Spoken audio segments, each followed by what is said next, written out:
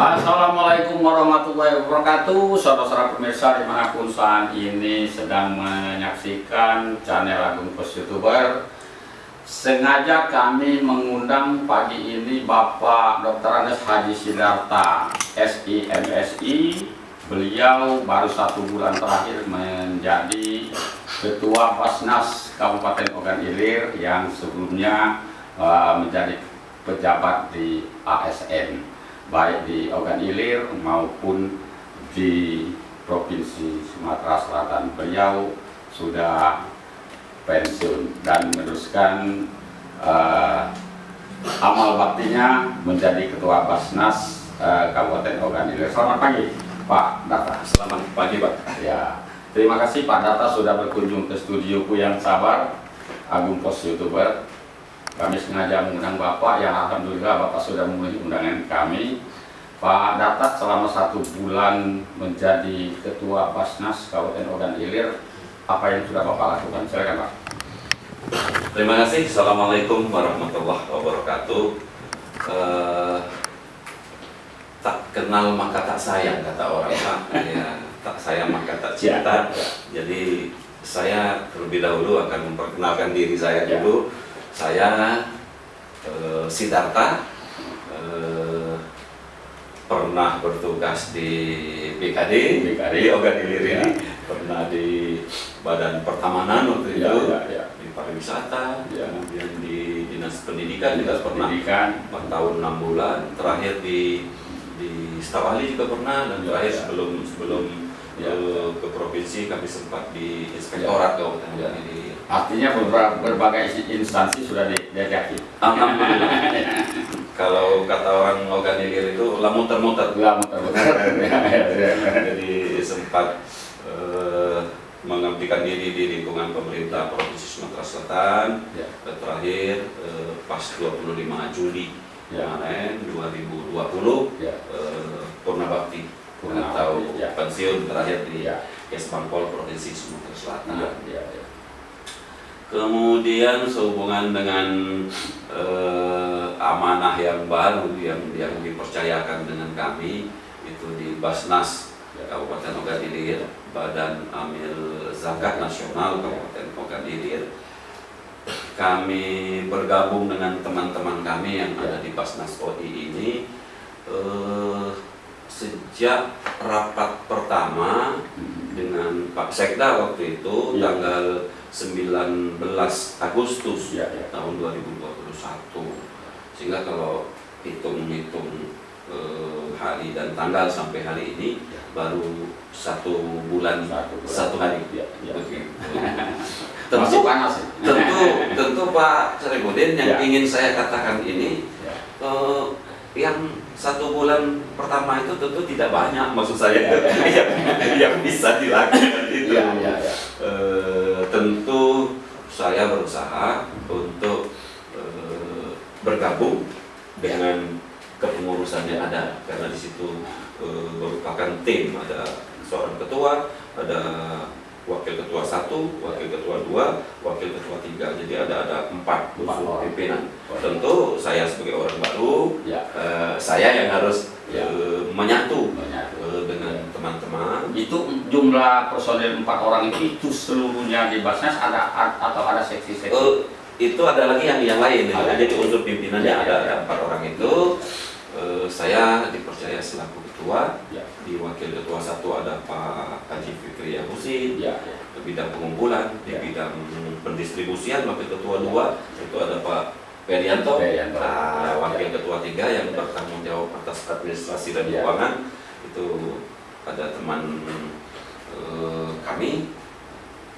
Jadi di Basnas itu di samping 4 unsur pimpinan ada lagi staf-stafnya itu. Ada Pak Amir Hamzah selaku ketua pelaksana di kantor, ada Pak Ihsan, kemudian ada lagi bendahara dan lain sebagainya, sehingga genap itu ada 11 orang. Kami berusaha dengan sekuat tenaga untuk tetap menjalankan apa yang telah digariskan oleh pimpinan sebelum kami, oleh Pak Haji Muhyiddin. kami sering sebut beliau Ustaz Muhyiddin.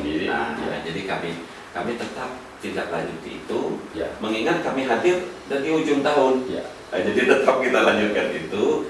Hanya kita berusaha dengan sekuat tenaga agar lebih selektif lagi di dalam memberikan itu sesuai penyaluran bantuan itu lebih selektif lagi sesuai dengan syariat yang ada. Kalau selama ini kurang selektif gitu?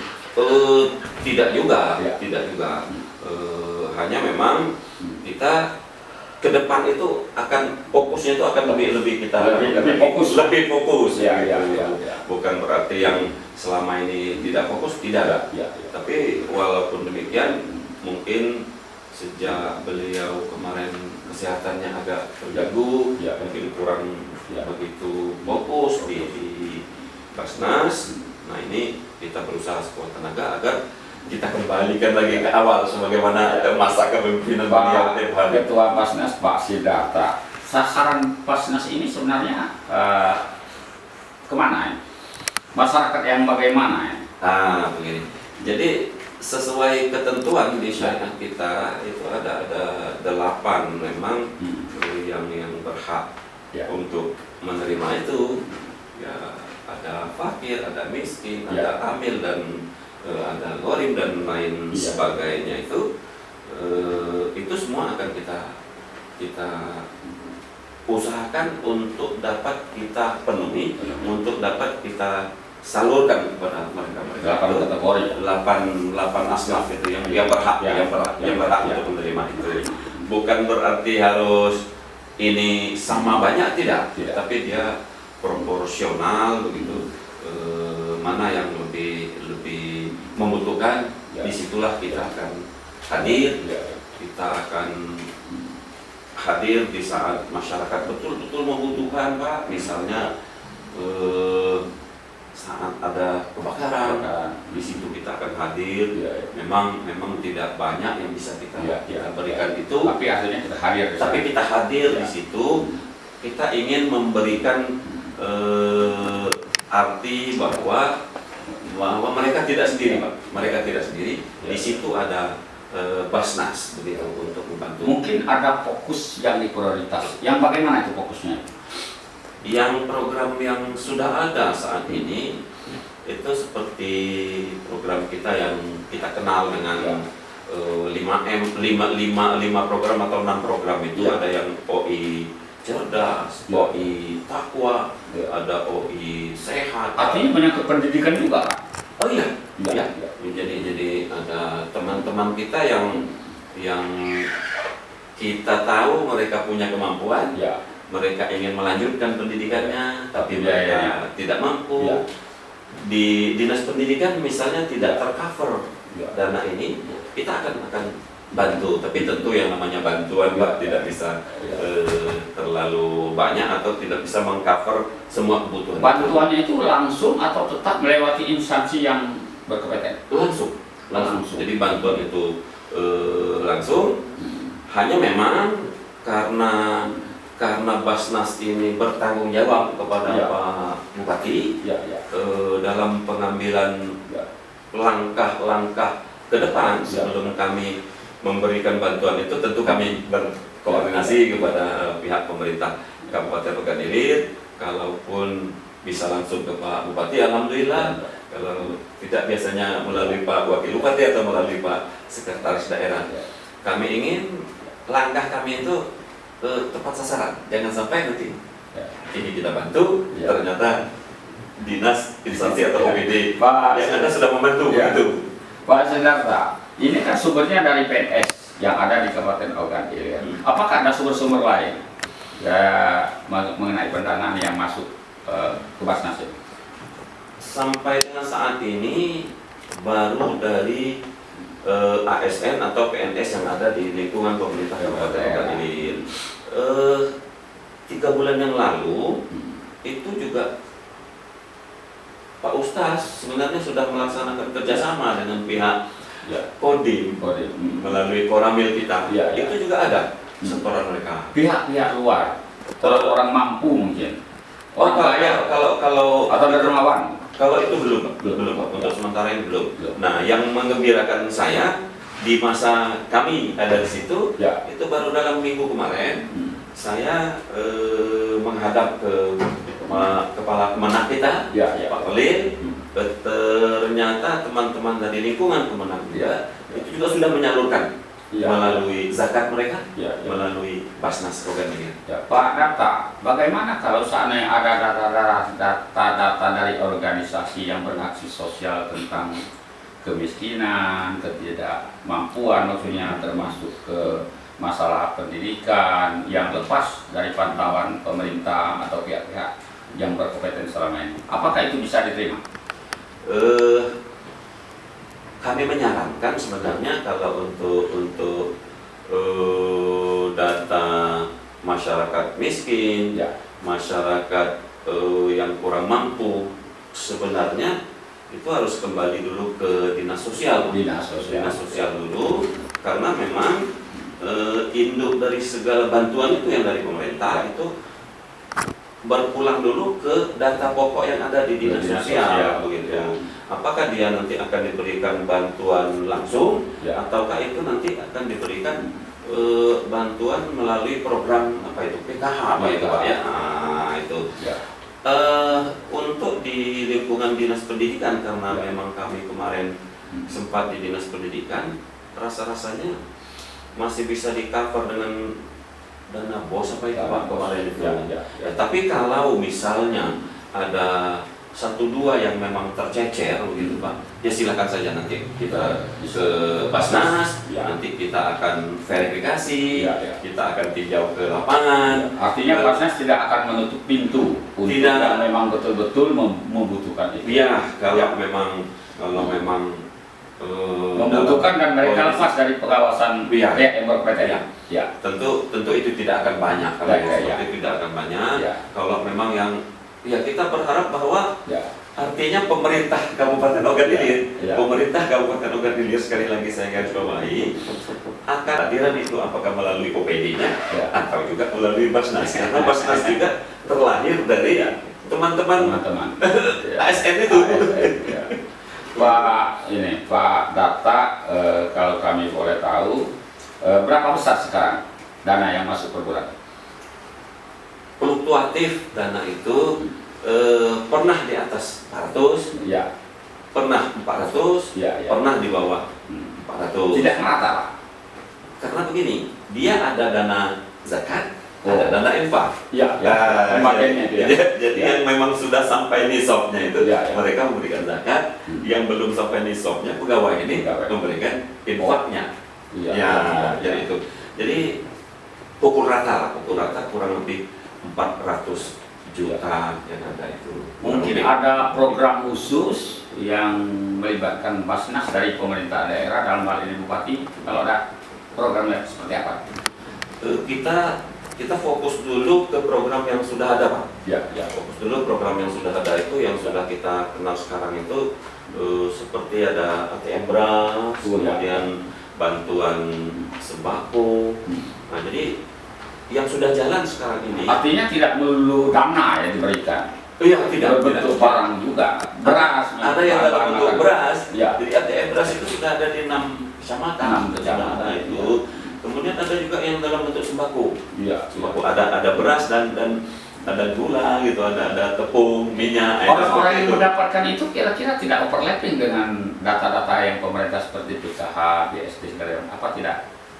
Itu kita coba sedemikian rupa agar tidak terjadi overlapping, dan sebagai evaluasi insya Allah di akhir tahun ini kami juga akan verifikasi. Sebab kalau satu orang mendapat 2-3 kan sama dengan tidak nyambung, yang lain yang perlu masih banyak kan. Kita juga berharap sebenarnya kalau kemarin kita bantu misalnya, kita berharap ke depan kita tidak bantu lagi, siapa tahu dia sudah keluar dari kemiskinan itu kita. Artinya kita masih melihat dari waktu ke waktu kondisi mereka. Pak Sudarta, katanya ada program bantuan langsung dari Pak Bupati untuk melalui dana Basnas, ini bagaimana? Begini, Bantuan-bantuan seperti itu, bantuan yang sifatnya insidentil yang diberikan kepada keluarga kita di Ogan Ilir ini yang tertimpa musibah. Seperti contoh kemarin kita ada kebakaran di Ibul 2.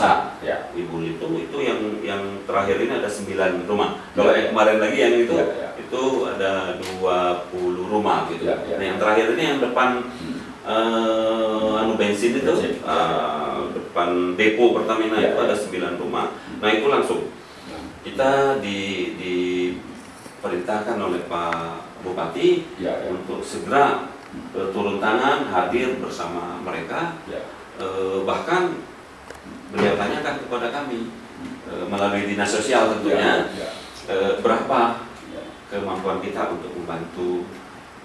Apakah mungkin misalnya jumlahnya segini, kami bilang bahwa kami untuk sementara bisa memberikan bantuan sama dengan kebakaran yang sebelumnya itu kita berikan semacam dana untuk mungkin sewa rumah dulu atau beli itu sebesar 3 juta rupiah kita berikan. Jadi bantuan itulah, jadi bantuan Bupati melalui Basnas istilahnya seperti itu.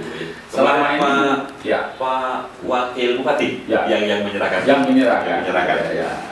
Pak Sudarta kan selama ini sudah sering juga membantu kita sering dengar itu, artinya aktivitas Basnas ini memang cukup aktif dan membantu. Nah, yang kami tanyakan kira-kira data-data awal yang sampai sekarang masih diberikan Basnas kepada warga yang mendapat itu, datanya dari siapa tuh? Apa mereka datang sendiri atau kita punya petugas untuk mendata itu? Yang data ATM beras itu kita minta dengan melalui camat, camat nanti melalui desa, kepala desanya.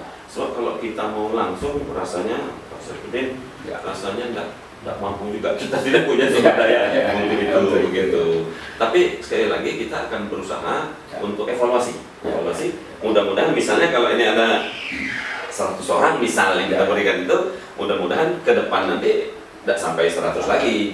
Mudah-mudahan nanti dia sudah dapat bantuan yang lain, yang ini bisa kita alihkan untuk masyarakat kita yang lebih membutuhkan. Artinya kita tetap selektif, Mas Nas. Dalam memberikan bantuan-bantuan itu supaya jangan salah sasaran. Jangan salah sasaran, Insya Allah. Bahkan sebagai orang baru saya di Basnas, sebelum saya mengambil keputusan, biasa kan kita untuk disposisi surat ini kita bantu atau tidak, ini kita bantu berapa. Saya usahakan untuk melalui rapat dulu. Saya sampaikan dengan teman-teman, kayak ini proposalnya begini, dia ngajukan proposal begini, pengalaman selama ini gimana? Lalu teman memberikan masukan.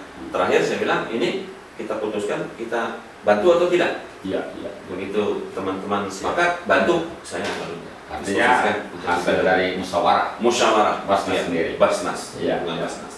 Di akhir waktu mungkin Pak Sudarta sudah banyak, walaupun waktunya singkat tapi sudah banyak yang sudah dijelaskan.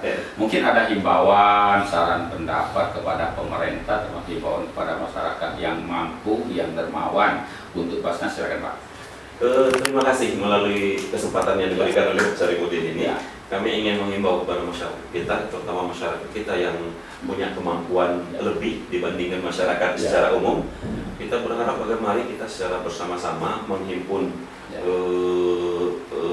zakat kita gabung menjadi satu melalui Basnas, dan kita awasi secara bersama juga Basnas ini agar mereka tetap di garisnya. Nah, ke depan kami sangat berharap perusahaan-perusahaan yang ada di Ogan Ilir, orang-orang orang-orang kaya katakanlah yang ini, mungkin ke depan kami juga seiring dengan datangnya bulan Ramadan nanti akan kami surati, kami coba surati, baik perusahaan maupun orang-orang yang menurut kami ekonominya lebih mampu dan bisa membantu akan kami surati itu. Dan kami ingin sampaikan juga bahwa ke depan kita akan lebih fokus untuk membantu masyarakat, sebab pengentasan kemiskinan ini Pak tidak cukup cuma dengan memberikan sembako dan lain sebagainya. Saya pikir saatnya kita sudah harus meningkat. Kebutuhan dasar masyarakat ini kan ada pangan, ada sandang, ada papan. Nah, pangannya sembako, ini sandang, ini pakaian, ini sudah harus sampai ke papan ini. Jadi program untuk bedah rumah kita akan coba tingkatkan di tahun yang akan datang, atau paling tidak di akhir tahun ini kita coba dulu lah. Coba untuk ada bedah rumah begitu, Pak. Pak Sudarta, kita sudah dengar di masjid-masjid setiap tahun mau hari raya Idul Fitri atau Idul Adha, mungkin ada yang berinfak, ada yang berfitrah. Kalau Idul Fitri yang dilaksanakan oleh Badan Amil Zakat, apakah ini nanti mereka akan kita rekrut atau mereka tetap berjalan seperti biasa? Mereka tetap berjalan seperti biasa, karena kepanitiaan mereka itu lebih fokus ke zakat fitrahnya seperti itu, zakat fitrahnya itu. Jadi sehingga memang kalau zakat fitrah memang sudah harus selesai sebelum pelaksanaan sholat itu, sebelum sholat tidak boleh menunggu gitu.